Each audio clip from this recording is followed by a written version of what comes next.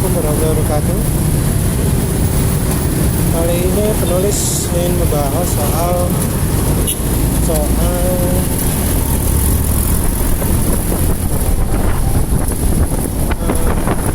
air purifier dan soal ionizer dan plasma cluster. Jadi yang baca di Kompas Motor tahu kalau penulis bahas soal plasma cluster penulis sebut efektif menggunakan itu. Tapi penulis pikir-pikir lagi, kalau untuk mencegah penularan virus corona, keduanya ini nggak bisa diandalkan.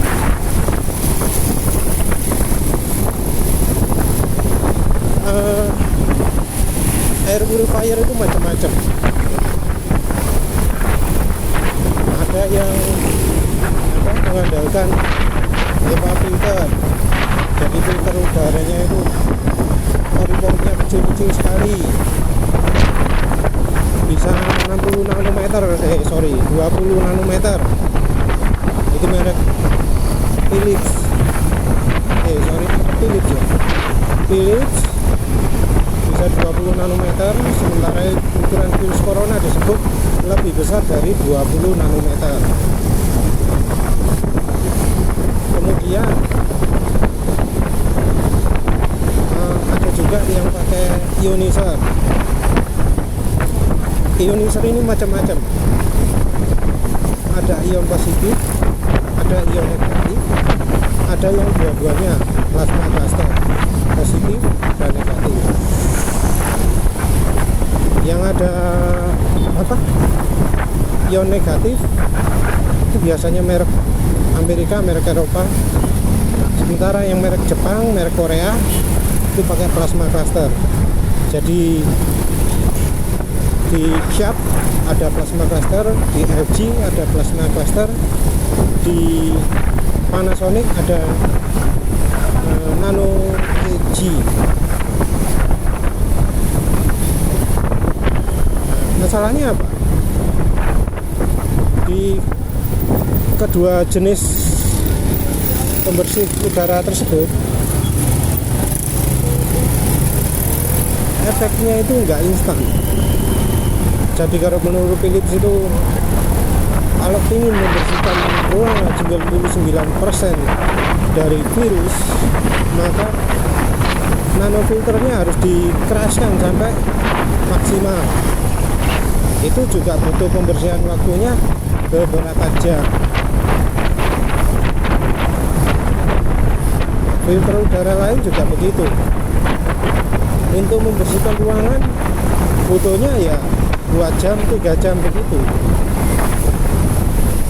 Kalau disebut 15 menit bisa bersih, itu mungkin cuma di sekitarnya saja. Padahal misalnya itu ditaruh di pojok ruangan, sementara di pojok ruangan lainnya enggak. Misalnya kalau pas ada tamu, bersih virusnya cuma yang di pojok ruangan, sementara tamunya batuk-batuk, tamunya muntah-muntah, tetap aja virusnya sulit hilang. Kalau ada tuan rumah yang bersih-bersih meja, ngelap meja, habis tamunya bersih, itu ya ketularan, karena membersihkannya nggak bisa instan. Pakai plasma cluster bagaimana? Tetap aja sama. Meskipun itu plasma clusternya bukan di filternya yang dibersihkan, tapi dilepas ke udara. Jadi kalau menurut saya itu paling cepat itu 9 menit. Nah itu modelnya yang model ultra kenceng itu, yang nyemprot ke udara kencang itu. Padahal kan tahu kalau pakai kipas angin itu mesti ada aja kan bagian yang nggak kena kipas angin. Nah bagian itu yang nggak akan bersih dari virus. Jadi yang 9 menit itu model yang paling bagus, itu yang paling kenceng. Kalau model agak di bawahnya disebut butuh 18 menit. Nah itu juga belum yakin itu bagian mana itu yang bersih itu. apa yang seberang pojok ruangan juga termasuk atau enggak. Katanya kalau yang model gede-gede untuk yang ruangan besar bisa sampai jam-jaman. Nah, kebayang nggak kalau misalnya ada misalnya apa anggota keluarga apa dari luar masuk ke rumah, lepas baju, lepas apa, nah itu di bajunya ada kotoran, ada virus, ya tentu aja nggak bersih. Misalnya itu habis pakai maskernya dilepas, dilempar ke cucian, apa ya, maskernya bisa bersih ya, misalnya apa air filternya atau AC-nya ada di ruang tamu kan ya. Jadi misalnya wis berani malu kayak apa Eri Lasso bahas soal Andre Taulany di Taulini TV itu buku jauh-jauhan gitu, tetap aja kan masih ada resikonya. Soalnya jalan yang dilewati tamu tetap kita lewati juga. Walau misalnya itu air purifiernya yang ada plasma clusternya juga ditaruh di antara kita sama tamu gitu, masih bisa aja ada risiko virusnya lolos.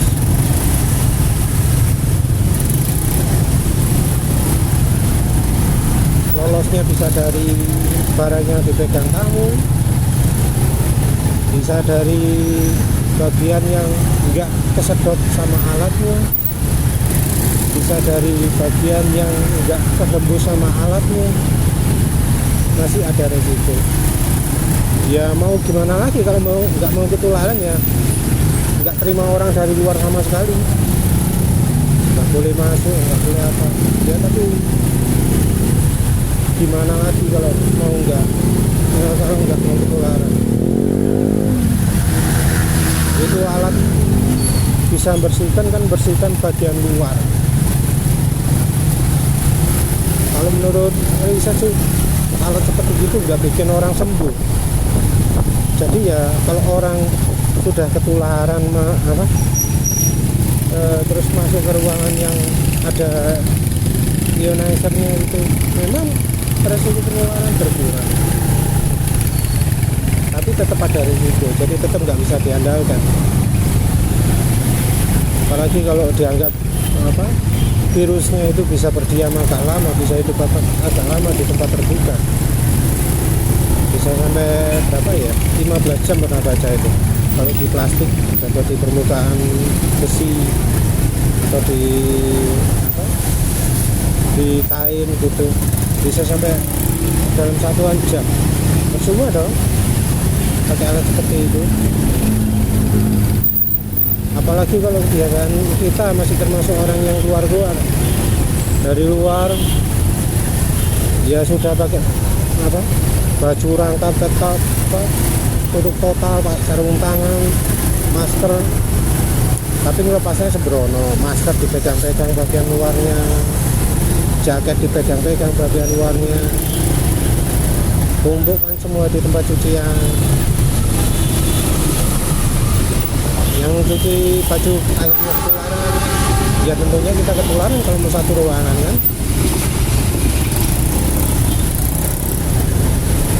Satu rumah, satu ruangan itu tetap ada risiko ketularan.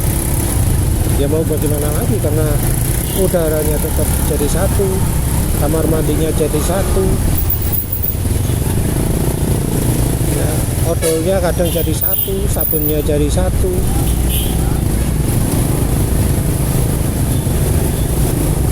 Penulis saja pernah ada anak ketularan sekolah masuk rumah pakai masker, penulis duduk nyantai main komputer. Penulis nggak ngapa-ngapain, anak keliling-keliling sekitar penulis, ya tetap aja ketularan penulis, padahal itu jaraknya lebih dari 1 meter. Jadi percuma kalau ngomong ambil jarak 1 meter itu, nggak meter. Pakai air purifier, pakai sabun cluster atau apa, itu nggak menjamin bebas penularan. Jadi kalau sampai ngandalkan itu untuk terus enaknya undang orang satu RT masuk ruangan ngadakan kenduri, aman ada plasma cluster, aman pakai ionizer, aman pakai air purif pakai mahal harga 20 juta.